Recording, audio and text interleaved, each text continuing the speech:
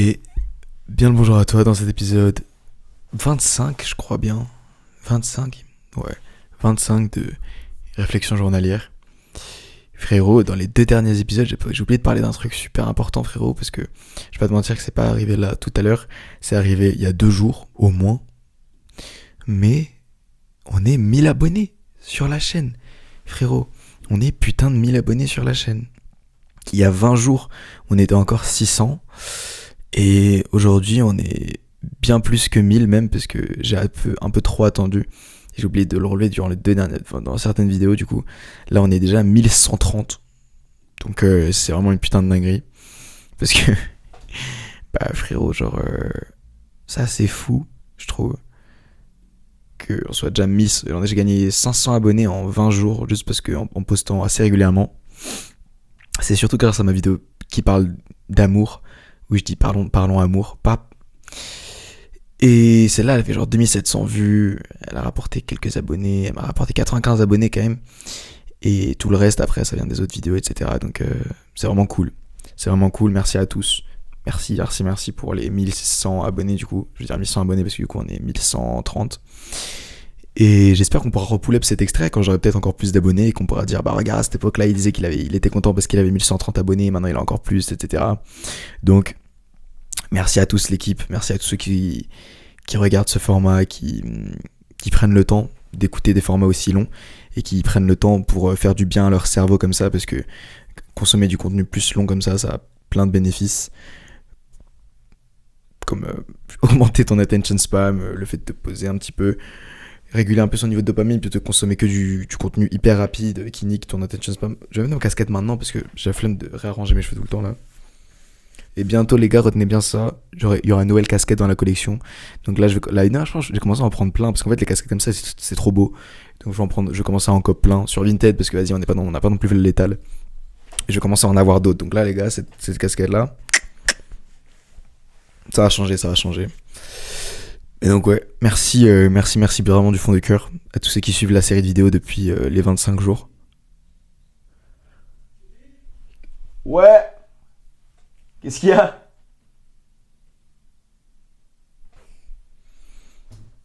Oh là là. Le daronos. Je reviens dans 2 secondes les gars, j'avais avoir la flemme de couper donc my bad frérot, mais je reviens dans 2 secondes. Ouais, y'a quoi? Moi, je suis en train de tourner le truc. Pourquoi? Qu'est-ce qu'il y a? Bah, réveille maman, vas-y, moi je me prépare. Marie, tu peux venir là, s'il te plaît?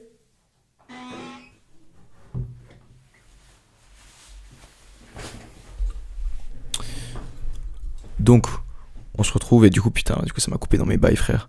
Mais ce qui je vais le faire un truc archi émotionnel où je remercie tout le monde et tout. Mais donc, bref, merci à toi, frérot, de suivre cette série de vidéos depuis le début, en espérant qu'elle puisse continuer à avancer comme elle est en train d'avancer de nos jours et peut-être que je puisse continuer à progresser comme je suis en train de progresser. Putain, la dernière vidéo, frérot, c'est la vidéo la plus vue. La raison pour laquelle les lycéens vont en soirée. Vidéo qui a le plus percé depuis. Donc,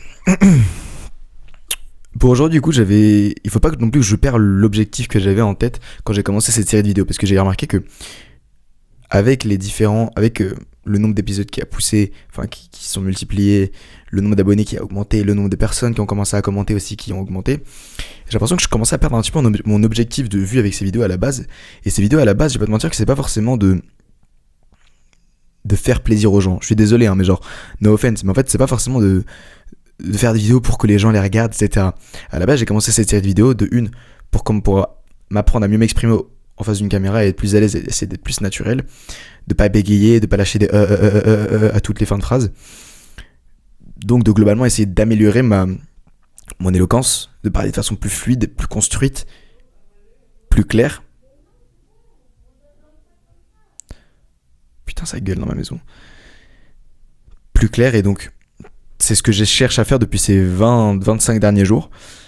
Et j'espère que ça s'est amélioré depuis le début, ou peut-être pas du tout. Mais en tout cas, je l'espère, et en tout cas, je le sens. Et le deuxième objectif... c'est dingue, hein, tu vois, même après 25 jours. Et le deuxième objectif que j'avais avec cette série de vidéos, c'était aussi de me pousser, moi, à réfléchir sur certains sujets et à améliorer certaines compétences qui pourraient m'être utiles, comme le storytelling par exemple. Et du coup, l'aspect réflexion, je l'ai pas mal eu durant ces derniers jours, en parlant par exemple de l'amour, en parlant du leadership, en parlant des énergies masculines et féminines, en parlant du fait que le bon moment n'existait pas, en parlant de la nostalgie, en parlant de l'identité, en parlant de l'argent, en parlant de toutes sortes de choses. J'ai eu l'occasion d'améliorer ma réflexion sur certains sujets qui me tenaient à cœur. Et j'ai également eu l'occasion d'améliorer mon storytelling via certaines histoires que je t'ai racontées dans certaines vidéos et via certaines vidéos qui étaient carrément dédiées pour une histoire en particulier. Et donc je suis content aussi d'avoir pour l'instant pas trop perdu cet objectif de vue, mais j'ai remarqué que avec les derniers épisodes, j'ai mis un peu ça de côté et j'ai l'impression que je faisais plus les épisodes pour les gens, alors que c'est pas ce que je suis censé faire.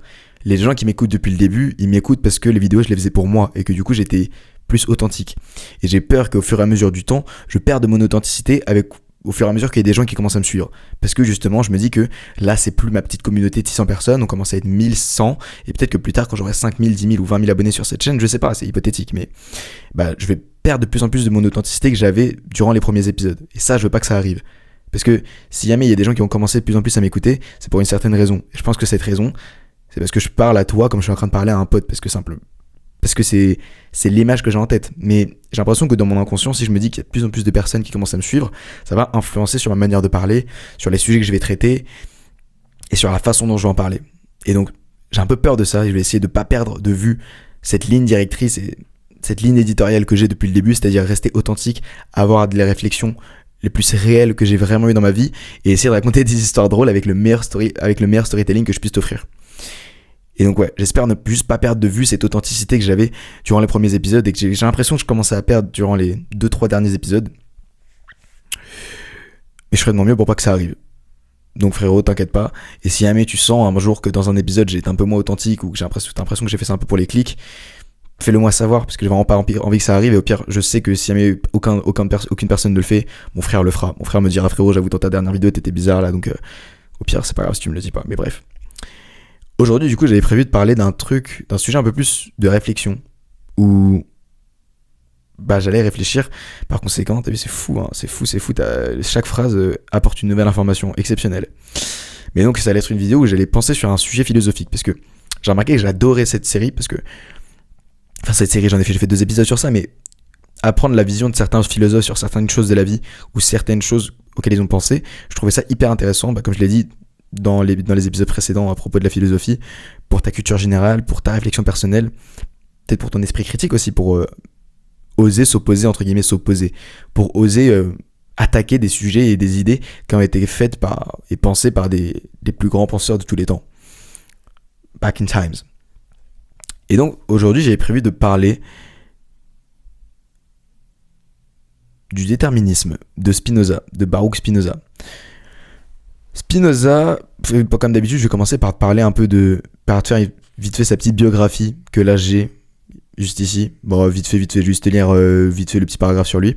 Et après te parler de ce que c'est le déterminisme. Et après, on va essayer de réfléchir. Enfin, je vais essayer de réfléchir un peu dessus parce que mesquine, tu peux pas trop encore en parler. Mais si jamais à tout moment tu vois un truc qui t'interpelle ou un truc dont tu as envie de réagir, hésite pas. Tu mets le timecode et tu mets ton commentaire et j'essaierai de le lire. D'ailleurs, frérot, il y a tellement de gens qui ont laissé de commentaires sous la vidéo sur l'amour et qui ont lâché des pavés absolument monumentales. Et donc, j'hésite carrément à faire une vidéo où je lirai les commentaires les plus longs.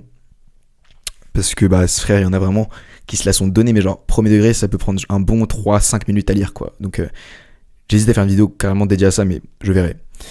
Donc, Spinoza, je vais toujours essayer de lire de manière la plus fluide, avec la voix la plus agréable, pour que ce soit plus agréable à toi. De toi, putain, c'est fou, la France. Je vais essayer de lire de façon fluide pour que ce soit juste agréable pour toi à écouter. Et donc, on est parti. Alors, qui est Spinoza ? Baruch Spinoza, né en 1632 et mort en 1677, est un philosophe hollandais d'origine juive portugaise. Il est célèbre pour sa pensée très rigoureuse et radicale, fondée sur la raison et la logique, et surtout le rejet du libre arbitre, tel que l'on entend habituellement. Donc, le cœur de sa pensée, c'est que tout est nécessaire. Pour Spinoza, tout ce qui existe dans l'univers obéit à des lois naturelles fixes. Rien n'arrive au hasard, tout est fait à une cause. Et cette cause elle-même est l'effet d'une autre cause, etc. Cela signifie que l'univers fonctionne comme une immense chaîne logique de causes et d'effets. Donc, cause et conséquence, l'être humain ne fait pas exception. Et cette règle, oh putain, je suis fou. L'être humain ne fait pas exception à cette règle.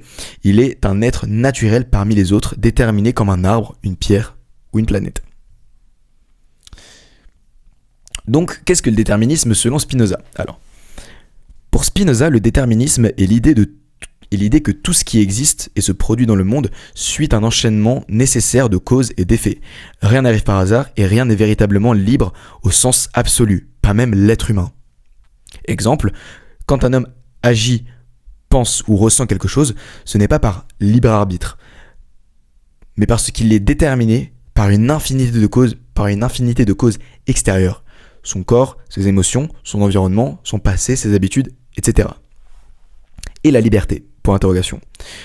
Spinoza dit que nous croyons être libres, simplement parce que nous ignorons les causes qui nous poussent à agir. Pour lui, la vraie vérité ne consiste pas à échapper aux lois de la nature, ce qui est impossible, mais à les comprendre.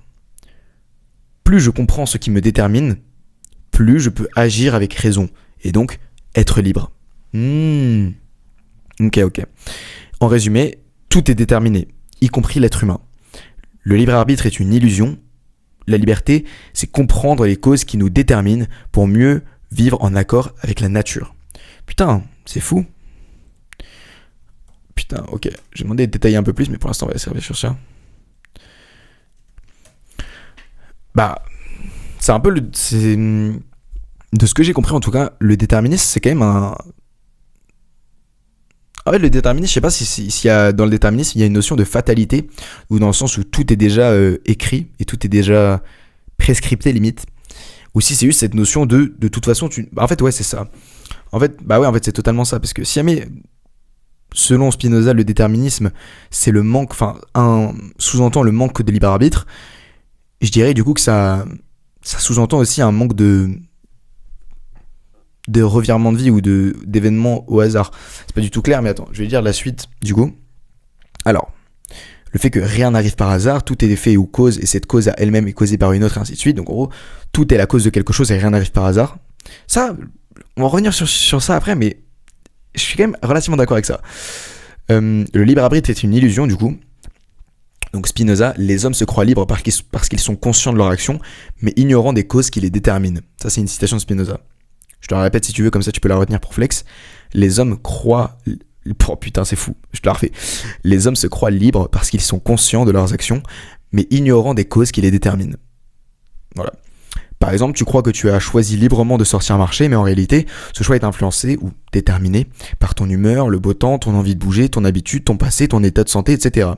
Tu ne choisis pas librement en source absolue, tu suis les causes qui t'échappent parfois. Et donc la vraie liberté selon Spinoza ne dit pas qu'on est condamné à tout subir passivement, au contraire, il pense qu'on peut atteindre une forme de liberté intérieure, mais pas en échappant aux lois de la nature. Aux lois de la nature, ouais. Être libre, c'est comprendre ce qui nous détermine et agir avec raison, plutôt que sous l'emprise de passions incontrôlées. Oh. Plus on comprend nos désirs, nos émotions, les mécanismes de notre esprit et les lois de la nature, plus on peut agir avec lucidité et non par impulsion ou illusion. C'est une vraie liberté intelligente, pas magique. Et donc,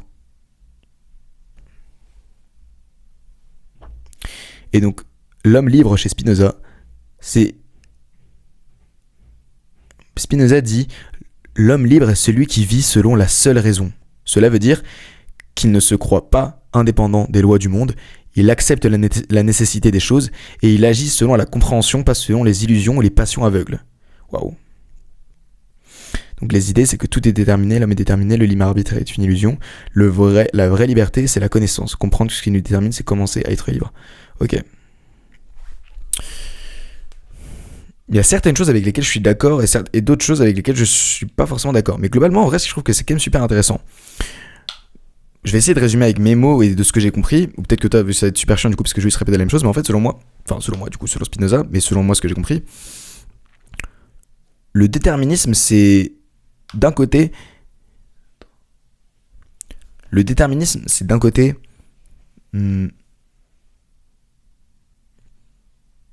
admettre le manque de liberté et de libre arbitre, parce que selon du coup Spinoza, on est toujours influencé par quelque chose et donc qu'on ne fait jamais de choix conscient et 100% libre, genre dénué de toute influence. Et c'est aussi assumer le manque de hasard dans quasiment tous les événements du monde. Pas forcément à l'échelle d'un être humain, mais tous les événements du monde. Et il y a une chose avec laquelle je suis plus d'accord que l'autre. Il y a le fait que Spinoza dise que le hasard n'existe pas et que rien n'arrive par hasard. Je suis relativement d'accord avec ça.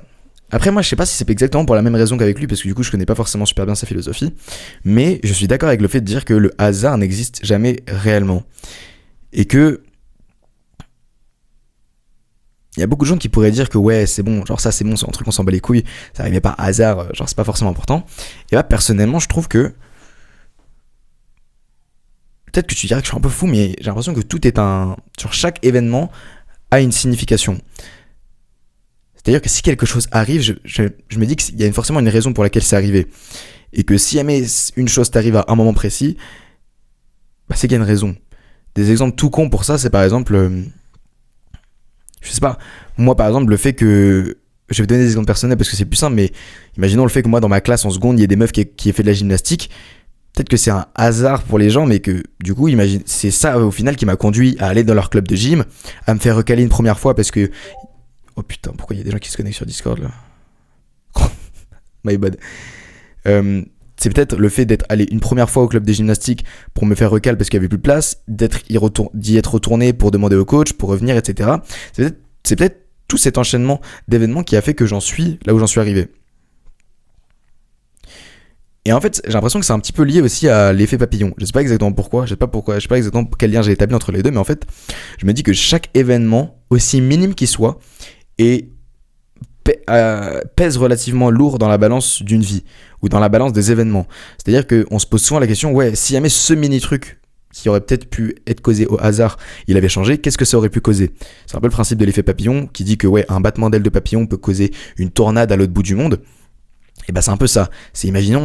Imagine si dans ma classe j'avais atterri à un endroit où il y avait genre aucune meuf qui faisait de la gymnastique, ou genre les meufs elles faisaient du volley. Peut-être que j'aurais jamais commencé la gymnastique et que là je ferais pas de gym. Ou peut-être que justement, puisque les meufs faisaient du volley, j'aurais commencé le volley et que j'aurais voulu devenir pro en volley. Ou tu vois, n'importe quoi. Ou même si jamais, imagine, j'étais allé au club de gymnastique et que le mec il m'avait refusé une fois et que j'avais pas forcément eu la déterre de revenir pour demander au coach, et bah peut-être que j'aurais jamais commencé la gymnastique encore une fois. Bref, je me dis que chaque événement dans la vie a un poids. Et que de par son poids, ça rend l'événement relativement important. Même si à première vue, il pourrait ne pas paraître important. Et je sais pas forcément si c'est une bonne chose de voir la vie de façon aussi...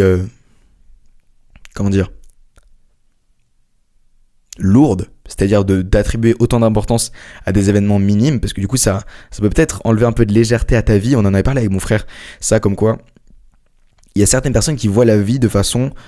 légère, enfin qui voient chaque événement de la vie un peu, tu vois, qui prennent la vie à la légère, qui s'amusent.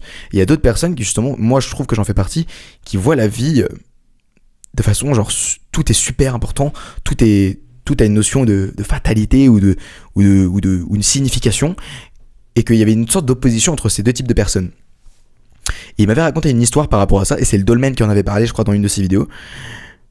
Je crois, mais c'est mon frère qui me l'a raconté, du coup je sais pas si c'est lui ou du Dolmen, mais en gros l'histoire c'est il y a un mec à un moment donné qui va...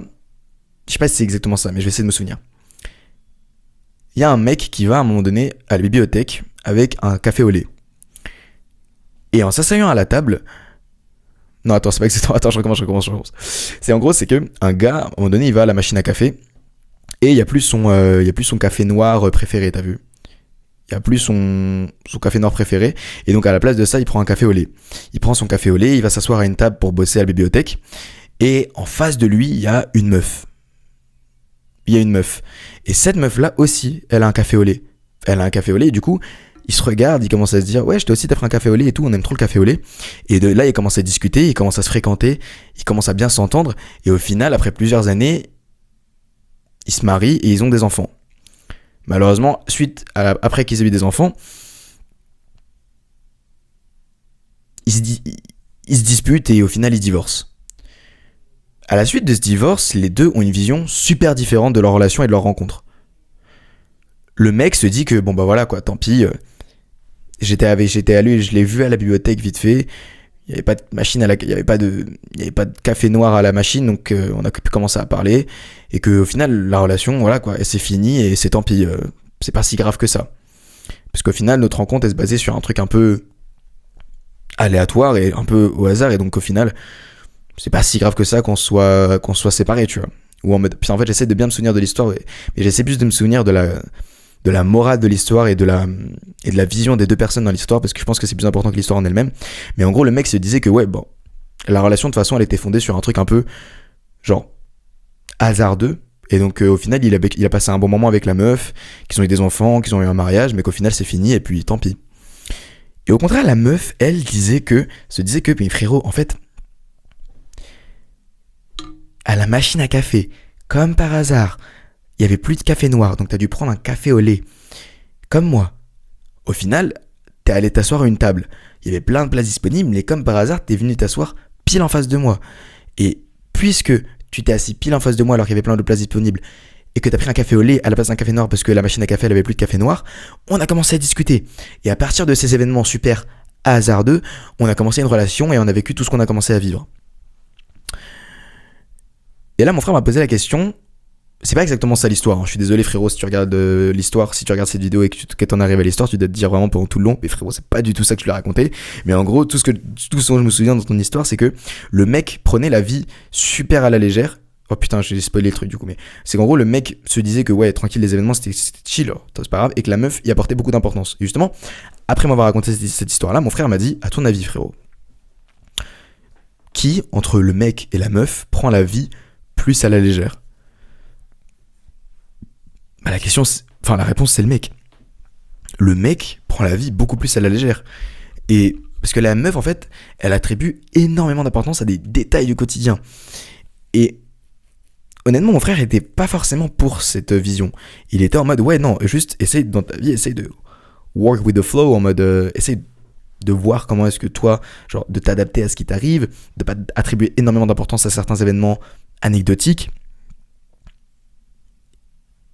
Voilà quoi, il avait ses raisons. Et moi, j'avoue que de base, je suis le type de mec qui attribue énormément d'importance à certains événements. Et que je me dis que si certains trucs arrivent, c'est parce qu'ils avaient une raison qu'ils arrivent. Il y a tellement de trucs. En fait, à partir de là, après, tu peux un peu partir en couille. Ça m'est peut-être déjà arrivé 2-3 fois, mais en mode, tu te dis, tu commences à réinterpréter certains événements pour te dire, mais frérot, ok, si ça c'est arrivé comme par hasard au moment où ça m'est arrivé, c'est qu'il y a une raison. Tu vois, je sais pas, par exemple, j'ai pas forcément d'exemple dans ma vie là, mais rien que la découverte du dev perso. Imagine, genre, le fait qu'on ait découvert le dev perso avec mon frère, peut-être que c'est pas tant que ça un hasard. Peut-être que justement, on avait un manque dans nos vies quand on a découvert ça, et qu'on a trouvé la bonne personne, et que le fait qu'on ait ce manque dans nos vies, que ce soit le fait qu'on soit pas très beau, ou le fait qu'on soit pas très musclé, ou le fait qu'on ait pas beaucoup de succès socialement avec les gens ou avec les meufs, ce manque combiné à des gars qui faisaient des vidéos pour commencer à s'améliorer, bah ça a fait qu'on en est là, on en est aujourd'hui, et qu'on a pu commencer à améliorer nos vies, etc. Et en fait, tu sais, c'est un peu aussi le délire de what if. Tu sais, le what if, c'est et si. C'est toujours se demander et si c'était passé ça, et si c'était passé ça. Et en fait, le principe de faire ça, en lui-même, j'ai l'impression que c'est remettre en question ta vie basée sur certains événements. C'est-à-dire que si jamais cet événement il s'était pas passé d'une certaine façon, comment est-ce que ta vie elle se serait déroulée? Et personnellement, imagine, si jamais j'avais pas découvert le dev perso, mais peut-être que là, frérot, j'aurais été un homme complètement différent. Peut-être que j'aurais pas commencé la salle, peut-être que j'aurais été tout skinny, peut-être que j'aurais pas commencé à prendre soin de moi, peut-être que j'aurais pas commencé à faire plein de trucs. Et peut-être que tu serais même pas en train de me regarder actuellement. Donc, selon moi, je sais pas si c'est bien ou mal, et si jamais je change d'avis ou si jamais je vois que j'évolue à propos de cette question-là, plus tard, je te le ferai partager, mais pour l'instant, je vais pas te mentir que je suis un peu de la team des gens qui attribuent beaucoup d'importance et qui cherchent un peu un sens à tout ce qui se passe dans leur vie. Je comprends le délire des gens qui ne veulent pas faire ça parce que ça leur attribue une charge mentale en plus, mais je peux pas m'empêcher de le faire et de me dire que waouh, genre frérot, si ça s'est passé, c'est forcément qu'il y avait une raison, c'est que l'univers a fait que bah voilà quoi, il a enchaîné un certain nombre d'événements pour arriver à là où on en est, tu vois, genre je sais pas, peut-être que par exemple le fait que la meuf soit dans ma classe, c'était que la meuf elle est d'abord allée dans un certain collège, qu'elle a eu certaines notes, puis ensuite elle a été draftée, enfin, je dis draftée, on s'en bat les couilles, qu'elle a été draftée dans un certain lycée, puis ensuite que, comme par hasard elle a été mise dans ma classe parce qu'elle a pris les mêmes options que moi, et que après elle a commencé à me parler parce que je sais pas, j'avais une belle gueule ou parce qu'elle me trouvait sympa, et que après on a commencé à parler de sport parce que du coup moi j'avais besoin de trouver un nouveau sport parce que nanani nana, et que après j'ai commencé à faire de la gymnastique. Tout cet ensemble d'événements qui s'est passé, tu vois, moi je suis le type de gars qui se dit mais frérot, genre l'univers a fait en sorte d'aligner tous ces événements pour que je me retrouve là où je suis arrivé aujourd'hui. Et là ça fait genre 1 an que je fais de la gym et je kiffe de fou, tu vois. Et donc dis-moi de quel team t'es, mets-moi le timecode de maintenant, et si jamais t'es plus le type de personne qui prend un peu la vie à la légère et qui est en mode que voilà quoi, les événements ils arrivent comme ils arrivent et qu'il n'y a pas forcément à chercher un sens à tout, ou si jamais t'es le type de personne un peu qui overthink tout et qui essaye de trouver un sens à n'importe quel événement de sa vie pour X ou Y raison. Personnellement, je pense que je suis un petit peu un mélange des deux parce que j'aime bien des fois me dire aussi que le hasard fait bien les choses, tu vois. Et en fait, j'ai l'impression que le hasard, c'est une entité en tant que telle, tu vois. Et je me dis, ouais, genre, le hasard selon moi, n'existe pas dans l'absolu. Je suis vraiment d'accord avec Spinoza sur ce coup-là, par contre, c'est que le hasard, selon moi, c'est juste un enchaînement d'événements aussi minime qu'il soit, mais ça reste un enchaînement d'événements. Encore une fois, mets-moi le timecode d'ici si t'es pas d'accord et dis-moi pourquoi. Mais c'est ce genre. Pourquoi je dis ça moi déjà? Attends. Je vais parler de quoi? Putain, c'est dur de garder le fil de ma pensée quand je pense des trucs comme ça. Oh là là là là. Oh, je déteste quand ça m'arrive. En fait, gros, il y a trop de bruit autour de moi là. J'espère que tu m'entends. J'espère que t'entends pas tout ce qui se passe autour de moi. Parce que j'ai mon micro, mais genre, il y a vraiment. Je sais pas ce qui se passe dans ma maison, frère, mais genre, il y a des bruits de partout. Donc là, j'essaie de me concentrer un peu plus. Mais c'est un peu chaud. Ouais, et donc je suis vraiment d'accord avec Spinoza sur ce coup-là, parce que du coup, je suis d'accord avec le fait qu'un événement se produit uniquement par des choses que les gens peuvent appeler le hasard, mais qu'en réalité, ce hasard, c'est juste l'enchaînement d'événements précis qui sont passés auparavant. Donc je t'ai déjà dit avec le timecode de m'expliquer pourquoi c'était pas d'accord, etc. Mais selon moi, c'est comme ça que ça se passe. C'est comme ça que ça se passe, comme ça que je vois les choses. Et ensuite, sur le fait que l'homme est forcément influencé ou influençable, non, mais forcément influencé dans ses choix, peu importe c'est lesquels, que ce soit par son humeur, par le beau temps, par le passé, l'habitude, leur état de santé, etc. Eh ben, je sais pas trop. En fait, je vois dans l'absolu ce qu'il veut dire, dans le sens où notre humeur, la météo, etc. influencera toujours sur nous. Aucun être humain sur Terre, je pense, n'est imperméable, et imperméable vis-à-vis de choses aussi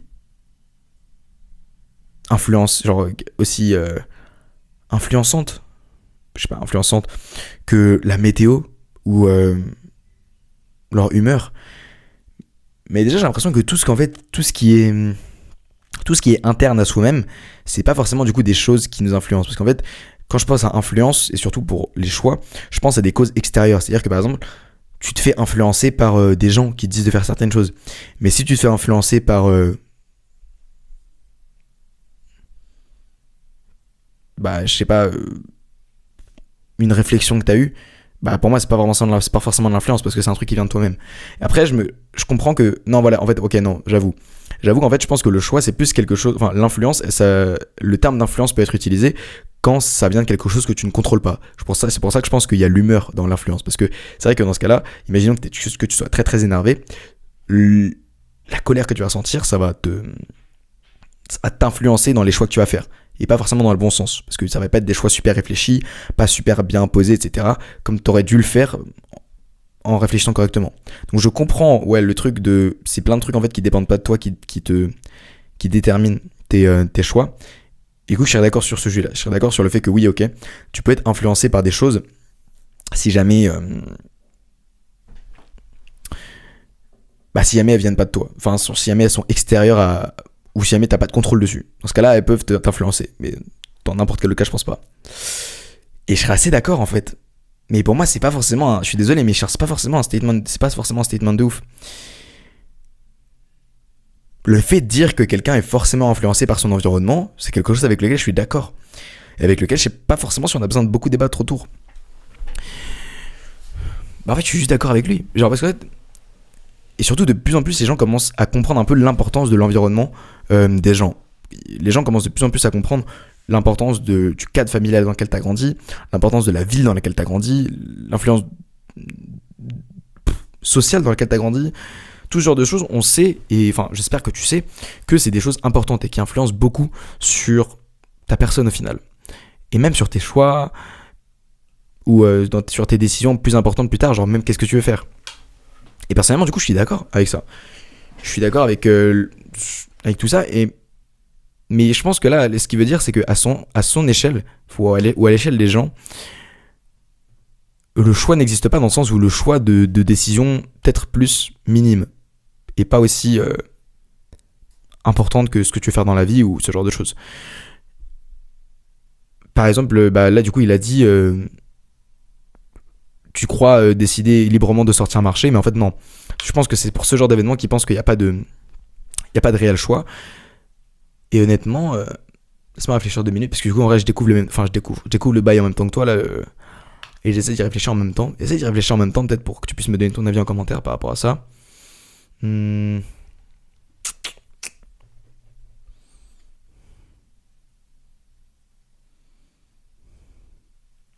suis désolé en fait, mais je suis 100% d'accord. Et je suis encore plus d'accord avec le fait que la vraie liberté, ça serait justement de comprendre ce qui nous influence pour pouvoir mieux agir en conséquence.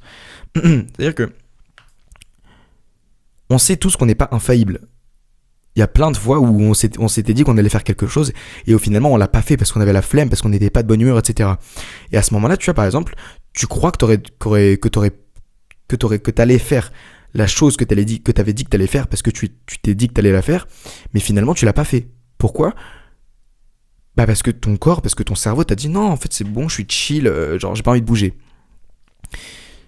Et au final, ça, c'est pas toi. Parce qu'en fait, si jamais justement, t'étais vraiment pas influencé par n'importe quoi, par ton environnement, par ton humeur, par ton état physique, si t'étais pas influencé par rien du tout de ça, t'aurais fait la chose que t'avais dit que t'allais faire. Tu serais allé à la salle. Tu serais sorti dehors pour aller marcher. Tu serais sorti pour aller courir. Tu l'aurais fait tout ça. Pourtant, il y a plein de fois où tu l'as pas fait.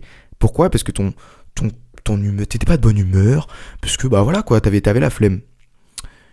Et donc je pense que justement le fait de comprendre et d'anticiper les choses qui peuvent faire en sorte qu'on fasse certains choix, ça peut nous permettre d'être plus libres de nos choix.